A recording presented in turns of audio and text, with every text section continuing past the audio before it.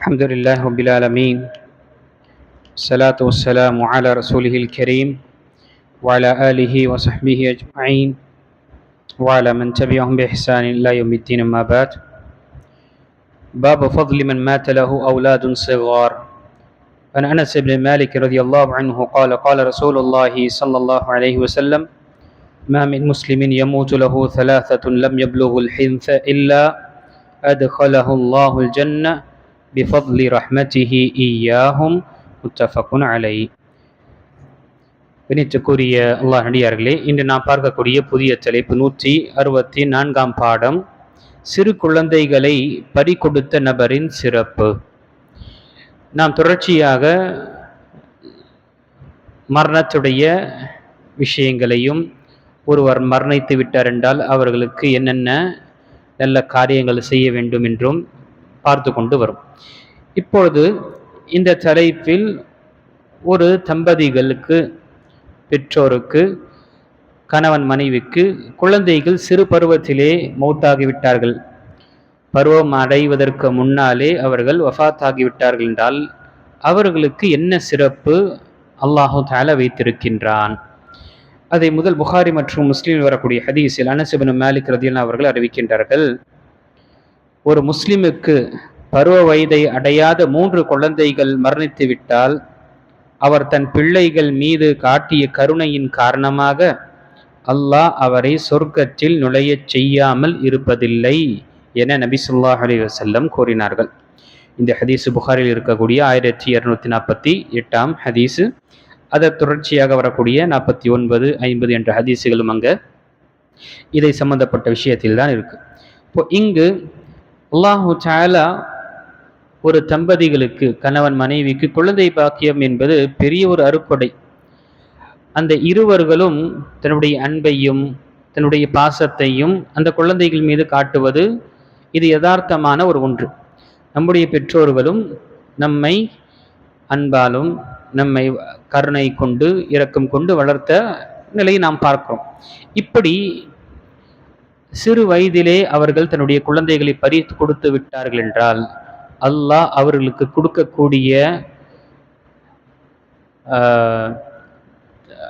பதில் மற்றும் அதற்கு கொடுக்கக்கூடிய கூலி என்பது என்ன? சொர்க்கம் என்றுதான். சொர்க்கத்தை தவிர வேறு எதுவுமே கிடையாது. இதற்கு முன்னாலும் நாம் ஹதீஸ் பார்த்தோம்.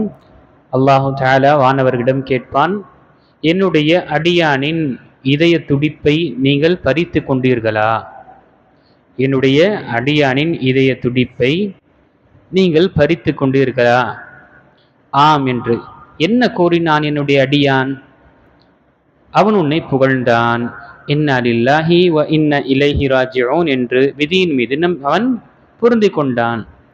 அப்போ அல்லாஹு தஆலா வானவர்களுக்கு கூறுவான், அவருக்கு சொர்க்கத்தில் ஒரு வீட்டை கட்டுங்கள், அந்த வீட்டிற்கு பைத்துல் ஹம்து என்ற பெயரை நீங்கள் சூட்டுங்கள் என்று அல்லாஹ் வானவர்களுக்கு கட்டளையிடுவான்.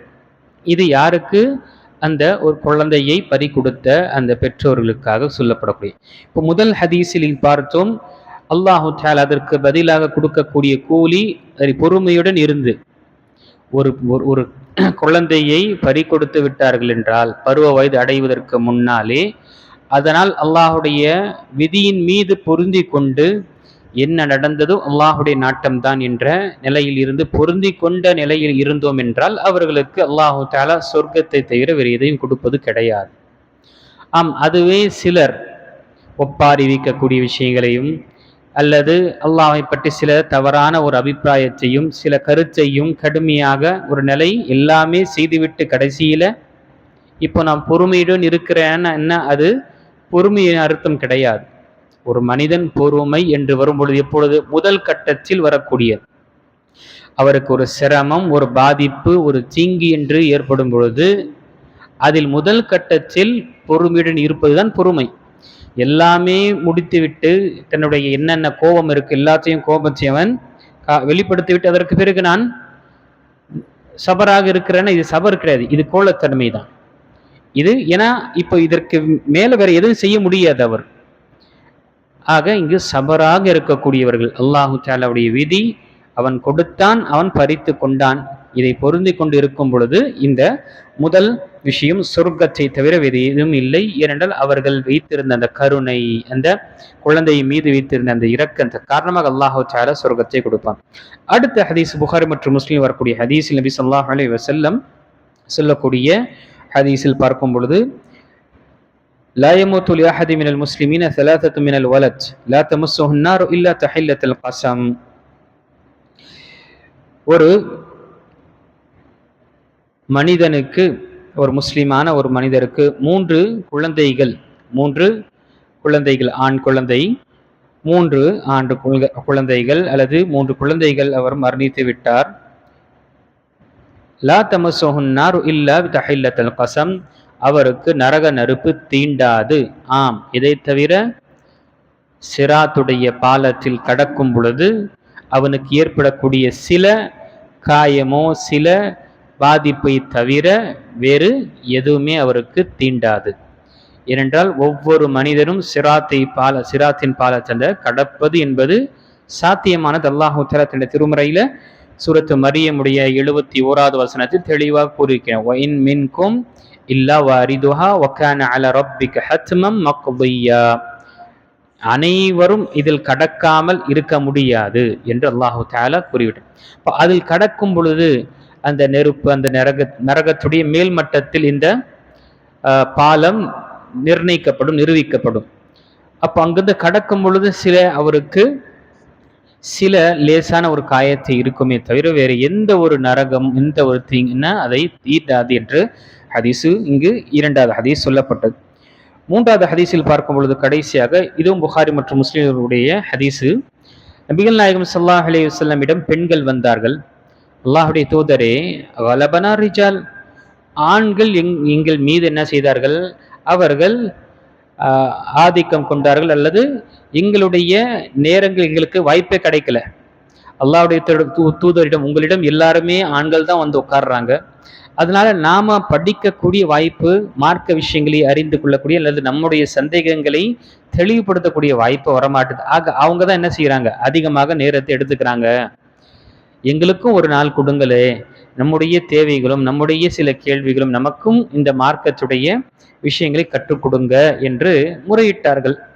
நபி ஸல்லல்லாஹு அலைஹி வஸல்லம் அவர்களுக்கு சரி என்று இந்த நாள், இன்னொரு ஹதீஸில் வரும் பொழுது வியாழக்கிழமை, ஒவ்வொரு வியாழக்கிழமையும் நபி ஸல்லல்லாஹு அலைஹி வஸல்லம் இந்த வீட்டில் நீங்கள் சேர்ந்து கொள்ளுங்க, அங்கு ஒரு அன்சாரி பெண்ணுடைய வீட்டில் சேர்ந்து கொள்ளுங்க, அங்கு நான் வந்து உங்களுக்கு நசீஹாவையும் உபதேசத்தையும் அதே போல் உங்களுடைய கேள்விகள் நீங்க கேட்டு தெரிந்து கொள்ளுங்க என்று சொல்லும் பொழுது, அதே மாதிரி நபி ஸல்லல்லாஹு அலைஹி வஸல்லம் அங்கு சென்றார்கள்.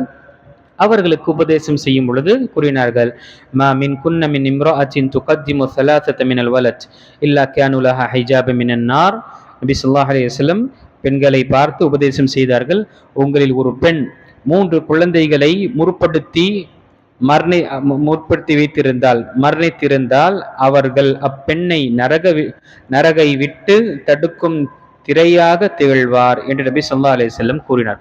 அப்பொழுது ஒரு பெண் 2 குழந்தைகள் இருந்தால் அல்லாஹ்வுடைய தூதரே என்று கேட்கும் பொழுது, அதற்கு 2 குழந்தைகள் இருந்தாலும் சரியே என்று நபி ஸல்லல்லாஹு அலைஹி வஸல்லம் கூறினார்கள். இந்த ஹதீஸும் புகாரில் வரக்கூடிய 1649வது ஹதீஸு, முஸ்லீமில் 2633வது ஹதீஸில் இருக்கு. இப்போ இந்த ஹதீஸ் அனைத்துமே பார்க்கும் பொழுது கணித்துக்குரிய அல்லாஹ் அடியார்களே, அல்லாஹு தஆலா அவன் கொடுத்த இந்த குழந்தைகளுடைய பாக்கியத்திற்கு, அவன் பருவ வயது அடைவதற்கு முன்னாலே அவர்கள் வஃபாத்தாகிவிட்டார்கள், அவன் எடுத்துக்கொண்டான் என்றால் அதற்கு பதில் சொர்க்கம். அதே போல இன்னொரு ஹதீஸில் வரக்கூடிய வார்த்தை, அவர்களுக்கு நரகம் தீண்டாது. யோசிச்சு பாருங்க, நம்முடைய வாழ்க்கையிலே நாம் இந்த உலகத்துல வாழ்வதே இந்த 2 தான்.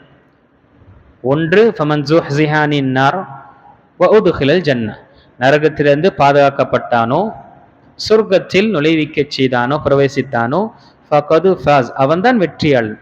அப்போ முதல் நரகத்திலிருந்து பாதுகாக்கப்பட்டால் தான் சொர்க்கத்திற்கு போக முடியும். அந்த பாலத்தை கடந்த பிறகுதான் சொர்க்கம். அப்போ அதில் கடங்கக்கூடிய ஒரு அல்லாஹு தஆலா சுப்ஹானல்லாஹ் நம்மை இலகுவாக்குவான் என்றால், அப்போ அல்லாஹு தஆலா கொடுத்த பாக்கியம். பொதுவாக முதல் திருமணம் முடிந்த உடனேயே அந்த தம்பதிகள் மிக ஆவலாக ஆர்வத்துடன் அந்த குழந்தையை ஈன்றெடுக்கக்கூடிய அந்த மஹப்பா இருக்கும் தான். ஆனால் ஏதோ ஒரு சந்தர்ப்பத்தில் அது தவறி விடுவதோ அல்லது அல்லாஹ்வுடைய நாட்டத்தின் பிரகாரம் அது கலைந்து விடு என்று இருக்கும் பொழுது மிகவும் கவலையாக இருப்பார்கள். அந்த நேரத்தில் இந்த ஹதீஸுகள் அவர்களுக்கு என்ன ஒரு ஆறுதலும் ஒரு உறுதியும் ஏற்படுத்தும். அல்லாஹ்விடம் கொடுக்கப்பட்ட விஷயம் இது, பறிக்கப்பட்டது என்றால் கண்டிப்பாக இதற்கு பதில் உங்களுக்கு சொர்க்கம் உள்ளது, நரகத்துடைய நெருப்பு உங்களை தீண்டாது. ஆனால் நிபந்தனை சபராக இருக்க வேண்டும். சபர் இல்லாமல், பொறுமை இல்லாமல், வெறும் மக்கள் இப்படி கத்துவதோ கதறுவதோ ஒப்பாரி வைத்து கொண்டு இருக்கக்கூடிய நிலையை செய்துவிட்டு அல்லாஹை பற்றி சில தவறான கடுமையான வார்த்தையை பயன்படுத்தக்கூடிய நிலையெல்லாம் செய்தார் என்றால் சுப்ஹானல்லாஹ், அவர்களுக்கு இந்த சிறப்பு அம்சம் கிடையாது. பலஸ்தீனில் நாம் சமீபத்தில் பார்த்து கொண்டு திரும்பவும் ஆரம்பிக்கப்பட்டது போர், நடுவில் இடைவெளி நிப்பாட்டப்பட்டது, திரும்பவும் ஆரம்பிக்கப்பட்டது. இந்த போரில் எத்தனை குழந்தைகள் ஷஹீதானார்கள், வஃபாத்தானார்கள். அந்த ஒவ்வொருவரும் அப்போ சுப்ஹானல்லாஹ், அவர்கள் பருவ வயது அடைவதற்கு முன்னால் மௌத்தானவர்களுக்கு அல்லாஹு தஆலா கண்டிப்பாக அந்த பெற்றோர்களுக்கு, அந்த தம்பதிகளுக்கு அல்லாஹு தஆலா சொர்க்கத்தை கொடுப்பான் என்று நபி ஸல்லல்லாஹு அலைஹி வஸல்லம் அவர்களுடைய மூலமாக நமக்கு சொல்லப்பட்ட உறுதி. இதை நாம் நினைவு கொள்ள வேண்டும். அல்லாஹு தஆலா சொல்லக்கூடியவர்களுடைய குழந்தைகளுக்கும் கேட்கக்கூடிய குழந்தைகளுக்கும் ஆஃபியத்தான ஒரு வாழ்க்கையை அல்லாஹ் தஆலா ஏற்படுத்தி வைப்பானாக. யாருடைய குழந்தைகள் சிறு பருவத்திலே வஃபாத்தாகி விட்டார்களோ அல்லாஹ் அவர்களை அவருடைய பெற்றோர்களுக்கு சிபாரிசாக மறுமையில் ஆக்கி அவர்களை கண்ணியப்படுத்துவானாக. ஆமீன். வாஹிர் தாவானா அல்ஹம்துலில்லாஹி ரப்பில் ஆலமீன்.